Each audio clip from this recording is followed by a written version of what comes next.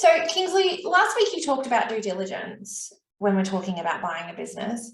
What does that actually involve? Like, we hear people talking about it. Is it just getting your numbers checked? Essentially, Lou, it is. It's probably important to understand what due diligence is not. So it's not going to be at the end that an accountant or someone is saying, oh, this is a great business and you should buy it, the price is great. That's not what it is. All it is, let's say, again, you've seen that business for sale and it said it had sales of $1 million and it's making $200,000 profit. What's going to happen is the accountant is going to check whether that's correct, that it has indeed made $1 million worth of sales and it is in fact making $200,000 profit. So they're going to check. A classic example where due diligence gets tricky is where someone perhaps owns 2 shops and you're going to buy one of the shops. So the accountant will be checking, well, let's just make sure that in that $1 million of revenue they say that shop A makes that you're looking to buy, there's no shop B revenue in there, making it look better than what it is. Or conversely, on the cost side, is it that shop B is paying some costs that really shop A has incurred, and when you buy it, you're going to have to pay those expenses and making the profit look better than it is. So that's what it's doing. And the other key thing to understand too is it will be largely a sampling exercise. So the accountant's not likely, unless this business is quite small or it's somehow strangely very easy to do, they're not going to check every transaction. So they're going to do things like looking at the starts and ends of years on sales that they haven't included, say, some July sales into June and brought it into this financial year to make this financial year look artificially good.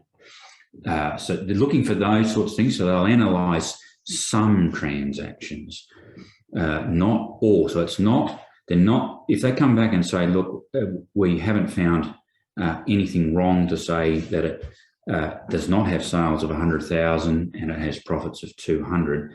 They're not saying to you that we have line by line, transaction by 100% checked it. What we have done is checked it fairly well, which they probably will consult with you as to what level you want to go to say, look, we've got pretty good confidence that these figures are accurate. Whether then you're paying a sensible price for a business that's making 200,000, that's a separate issue, and the due diligence is not going to tell you that. That's going to be up to you, and you might have had some other conversations with your accountant around that, or your bank manager or someone, but it's just saying they said it had sales of $1 million, it makes profits of 200,000, and we believe, hopefully quite strongly, that that's correct. So that's the main thing. The other parts to most businesses will be a financial due diligence, unless it's some really big one. Others might involve other things, so safety records or something like that, where perhaps you a lot of work on big sites like, say, a Worsley Alumina or something, and you want to be sure that what's been claimed on safety is correct. You want to see that, say, their safety manuals are complying, these sorts of things. But of course, there you wouldn't get an accountant to do that. You'd get people that are in those fields to do those things. There might be a business that's very contingent on some contracts, so you might get a lawyer to check those contracts out, for argument's sake. So that can also be part of due diligence.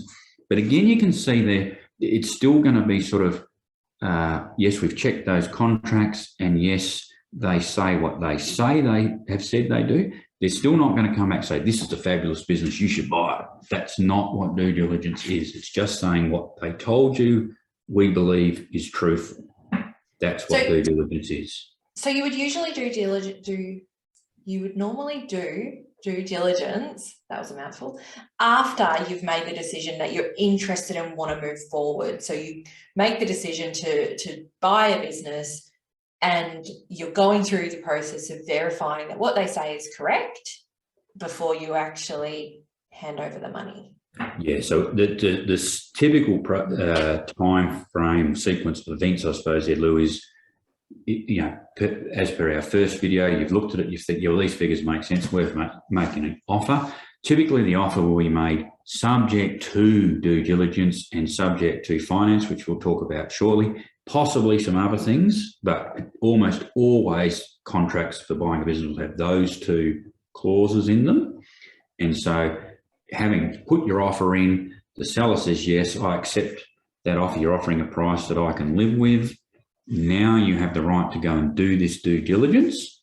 It's usually got a time frame on it, so you can't go on forever, but you have to be careful around how those clauses are constructed up.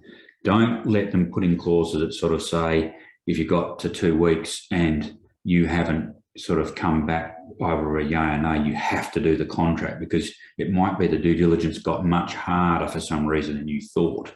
So make sure you're not being sort of painted into a corner with the due diligence course, but that's what it'll be. It'll say, right, offer accepted.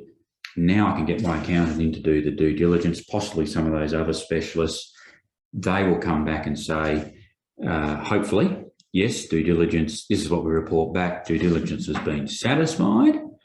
And of course, the other thing that's probably been going on in the background is your conversations with the bank.